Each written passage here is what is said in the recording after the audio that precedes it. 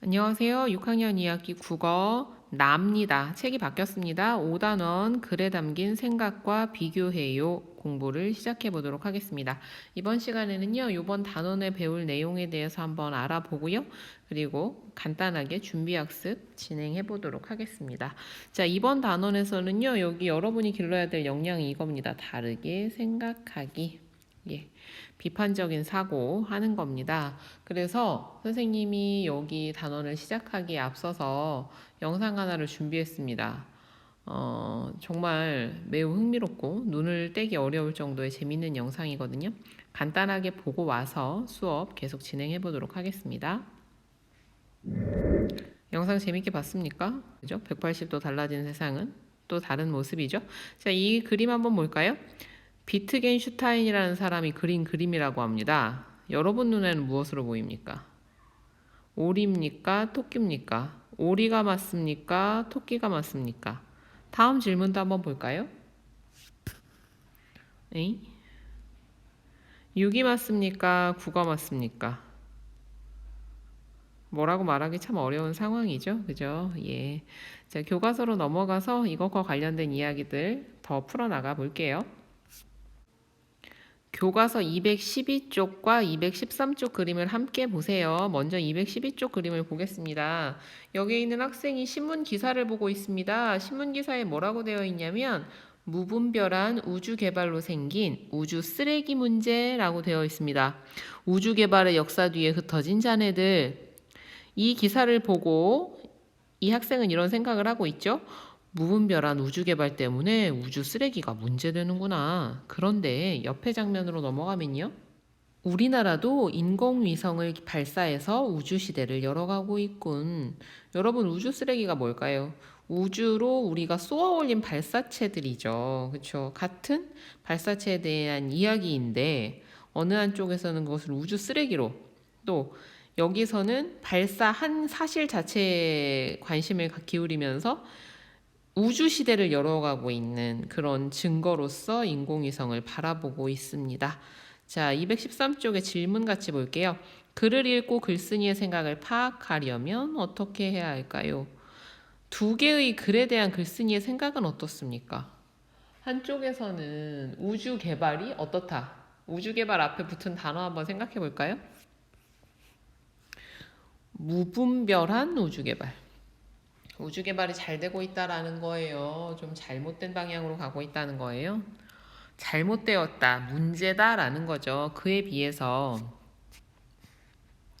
여기에선 우주시대라는 단어, 뭔가 좀 긍정적이고 우리가 더 발전해 있고 이런 느낌을 주죠. 그래서 여러분들이 글을 읽을 때에는 단순히 읽는 것이 아니라 저 사람은 어떤 생각으로 어떤 입장을 가지고 글을 썼는가를 찾아내고 그것을 여러분의 생각과 비교하는 것이 필요합니다. 그래서 이번 단원에서 기르는 역량이 바로 다르게 생각하기가 되는 거예요. 자, 아래쪽 보면서 단원의 학습 계획을 한번 세워볼게요. 212쪽 아래입니다. 무엇을 배울까요? 글쓴이의 생각을 파악하며 글을 읽어야 하는 까닭에 대해서 오늘 알아볼 겁니다. 두 번째, 글을 읽고 글쓴이의 생각을 파악하고요. 글쓴이의 생각을 알아야 비교해 볼 수 있겠죠. 그렇죠? 글쓴이의 생각을 파악하고 세 번째, 글쓴이의 생각과 자신의 생각을 비교하며 글을 읽고요. 자신의 생각과 상대의 생각을 비교하면서 토론해 보는 겁니다. 그리고 글쓴이와 대화하기라고 했습니다. 이렇게 한번 진행을 해보도록 합시다. 교과서 214쪽입니다. 글쓴이의 생각을 파악하며 글을 읽어야 하는 까닭에 대해서 알아봅시다. 1. 광고를 보고 친구들과 질문을 만들어 봅시다. 여러분은 무엇으로 보여요? 이걸 딱 보자마자 무엇으로 보이십니까? 혹시 알파벳 2로 보시지 않으셨습니까?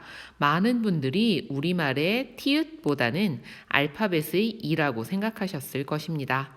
지금 우리의 아이들은 우리말의 티읕보다 알파벳의 2를 먼저 배우고 있습니다. 아이에서부터 어른에 이르기까지 국어보다 영어에 익숙해진 우리들. 자랑스러운 우리말은 우리 민족의 정신입니다. 우리말을 사랑합시다. 자, 한번 내용에 대한 질문들 하고 답 찾아보는 시간을 가져볼게요. 이 광고에서 다루려고 하는 문제는 뭡니까? 자, 위에 있는 이 그림이라고 봐야겠죠. 이 그림을 무엇으로 본다? 우리나라 글자보다 외국어로 볼 정도로 우리가 우리나라의 말을 사랑하지 않는다라는 게 문제라는 거죠. 어떻게 하자, 우리말을 아끼고 사랑하자라는 이야기를 하고 싶은 거겠죠. 사람들이 같은 글자를 서로 다르게 보는 까닭은 무엇일까요? 왜 다르게 볼까요? 여러분 생각해 보세요. 티읕만 본 사람이 이를 떠올릴 수 있을까요? 반대로 외국에서 대문자 이만 봤던 사람은 티읕을 알 수가 없겠죠. 그렇죠? 그래서 어떤 것들을 떠올리고 생각하는 데는요, 우리가 원래 가지고 있던 생각, 경험들이 많은 영향을 줍니다. 자, 또 어떤 질문 해볼까요? 그렇다면 이 광고를 만든 까닭. 예, 이 광고에서는 뭐라고 얘기해요? 우리말을 사랑하자고 하죠. 그렇게 말하는 까닭은 뭘까요? 한번 적어볼게요.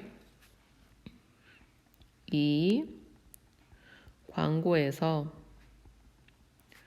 우리말을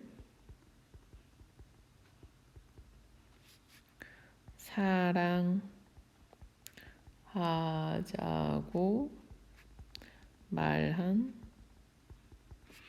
까닭은 무엇일까? 왜 그럴까요? 위에 이런 얘기 나오죠? 우리말은 우리 민족의 정신이다. 예, 우리가 무조건 뭐 우리 걸 한다고 좋은 건 아니에요. 예를 들어서 뭐 외국말을 쓰니까 넌 나쁘다. 그러면 영어 공부 잘하는 사람은 더 나쁜 사람이니까 그런 건 아닌데, 여기선 어떤 거예요? 우리말을 우리말로서 잘 알고 쓰자라는 이야기겠죠. 그죠? 그것이 우리의 정신이니까 우리 걸 좀 잘 알고 다른 것도 잘 쓸 수 있어야겠죠. 안 그러면 뭔가 우리의 정체성이 사라져 버릴 수도 있으니까요. 그죠? 왜 일제시대에서도 우리나라의 정신을 없애기 위해서 했었던 중요한 일들이 뭐였어요? 이름을 일본식으로 바꾸고 한국의 국어를 사용하지 못하게 일본어를 대신 사용하게 하는 이런 것들을 했었잖아요. 그죠? 네 번째 질문. 광고를 만든 사람은 어떤 말을 하고 싶어 했을까? 무슨 말을 하고 싶어 해요? 뭐 하자고? 우리말을 사랑하자고. 자, 그래서 여기에서는 이 이야기를 통해서 뭔 얘기를 하는 거예요? 같은 것을 서로 다르게 볼 수 있다라는 걸 가지고 광고의 어떤 아이디어를 얻었던 거죠. 자, 밑으로 내려갈게요. 관점은 사물이나 현상을 관찰할 때 그 사람이 바라보는 태도나 방향 또는 처지를 뜻해요. 어디서 보느냐라는 말이거든요. 단어 그대로 하면 관점에 따라 같은 사물이나 현상도 다르게 보일 수 있어요. 도입 영상에서 동그라미 안에 또 작은 동그라미가 들어있는 것을 우리가 컵을 위에서 본 모양으로도 볼 수 있다라고 했습니다. 그래서 같은 것을 볼 때도 어느 위치에서 보느냐에 따라, 도입에서 사진 보여줬을 때 6과 9 아무리 싸워도 이건 해결될 문제가 아니죠. 예, 그런 차이들이 있을 수 있습니다. 그래서 요번 단원에서는 여러분들이 어떤 것을 좀 배워야 하는 거냐면 같은 일에 대해서 하나의 생각을 갖지 않는다라는 겁니다. 예, 그래서 이 다르게 생각하기 위해서 먼저 뭐를 하고, 글쓴이는 그러면 어떻게 생각했는지 알아야 비교를 할 거 아니에요. 그죠? 그래서 글쓴이의 생각을 파악해야 된다는 거죠. 저 사람은 이러한 사건에 대해서 이런 관점을 가지고 있구나 부터 시작해서, 그럼 나는 그것에 대해서 어떤 생각을 가지고 있지? 이걸 찾고요. 거기에서 더 나아가서 이제 비교하면서 또 다른 사람과의 의견들을 공통점도 찾아보고 다른 점도 찾아보고 다르다면 어떤 점이 다른지 찾아보고 이렇게 생각을 발전시켜 나가는 그런 공부를 해보자라는 겁니다. 자, 교과서 215쪽으로 넘어갈게요. 2번 백범 김구 선생이 쓴 내가 원하는 우리나라입니다. 김구 선생은 어떤 나라를 원하는지 생각하며 글을 읽어봅시다. 각자 글을 읽고 와서 뒤쪽에 있는 문제를 함께 해결해 보도록 합시다. 교과서 218쪽이에요. 3번 내가 원하는 우리나라를 읽고 질문을 만들어 친구들과 물고 답해 봅시다. 자, 질문. 백범 김구 선생은 어떤 나라를 원한다고 하셨어요? 어떤 나라죠? 강한 나라? 부자 나라? 아니었죠. 세계에서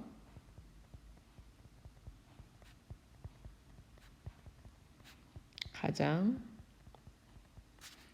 아름다운 나라였죠.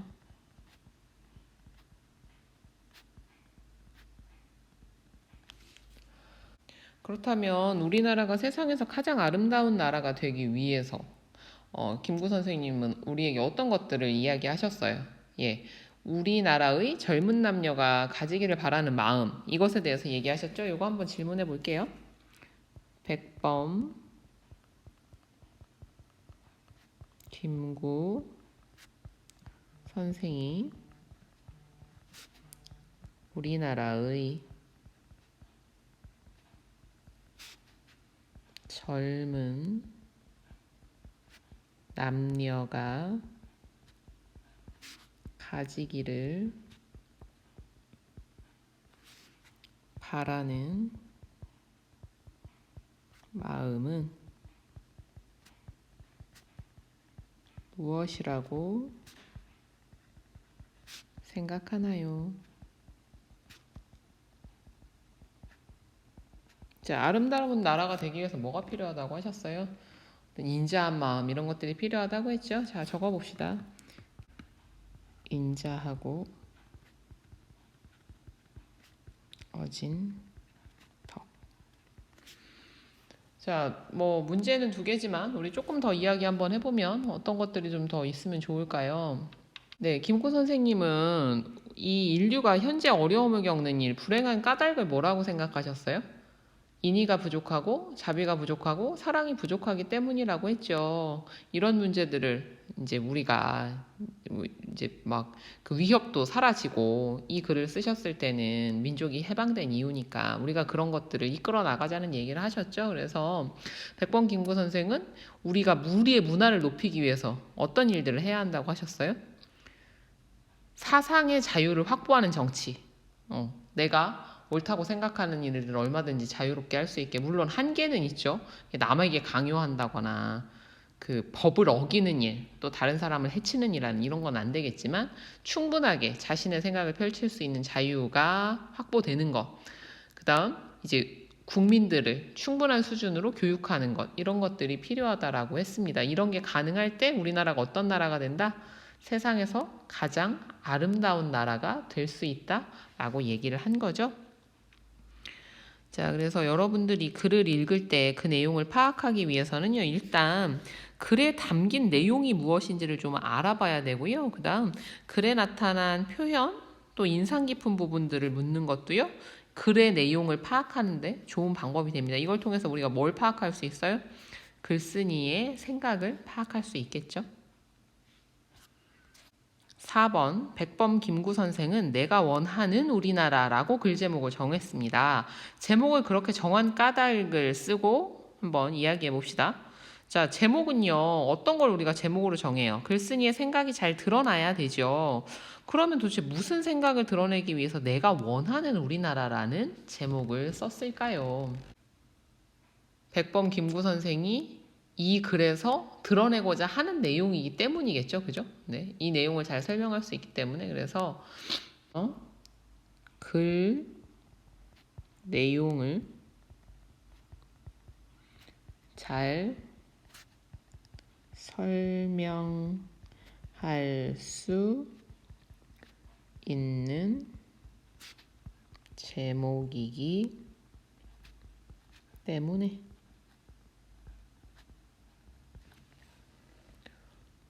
또 내가 원하는 우리나라라는 제목을 하니까 뭘 원한다는 거지?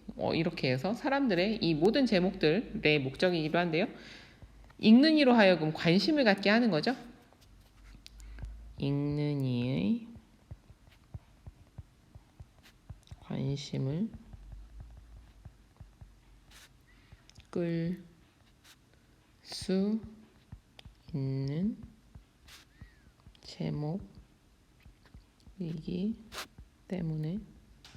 때문이다. 또 이걸 통해서요, 백범 김구 선생의 생각을 나는 이래 라고 이제 좀 잘 드러날 수 있는 거죠. 백범 김구 선생의 생각을 잘 드러낼 수 있는 제목이기 때문이다.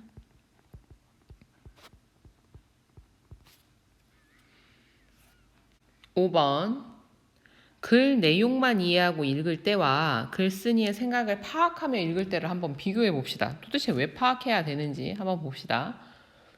글 내용만 이해하고 읽으면 제목을 그렇게 정한 까닭을 알기 어려워. 무슨 얘기? 왜 갑자기 인이라는 얘기가 나오고 세상에서 세계가 지금 불행한 까닭을 얘기하고 이런 것들. 응? 그 이유가 뭐였어요? 내가 원하는 나라의 모습은 이런 거다. 이렇게 하자. 뭐 이런 내용이죠. 제목에는 글쓴이의 생각이 담기는 경우가 많아. 글을 읽는 사람은 제목을 보고 글의 호기심을 느낄 수 있어. 제목은 어떻게 하는 거예요? 말 그대로 읽는 사람들한테 나는 이런 말을 할 겁니다. 그러니까 여러분들 이 글을 한번 읽어보세요. 이렇게 부르는 역할을 하는 거예요. 제목이라는 게. 그렇죠? 그걸 보고 우리는 내가 관심 있는 분야네. 저건 무슨 이야기일까? 이렇게 흥미를 느껴야 그 글을 읽을 거 아니에요. 그죠? 그래서 인상 깊은 부분은 글쓴이의 생각을 파악하며 읽을 때 찾을 수 있어. 또 글쓴이의 생각을 파악해야 이 글쓴이의 생각이 다시 말하면 뭐예요? 글쓴이가 이 글을 통해 말하고자 하는 바 이런 걸 우리가 주제라고 얘기하죠. 그래서 주제를 정확히 파악할 수 있습니다. 한번 적어봅시다. 글쓴이의 생각을 파악하며 글을 읽으면 글의 주제를 쉽게 찾을 수 있어.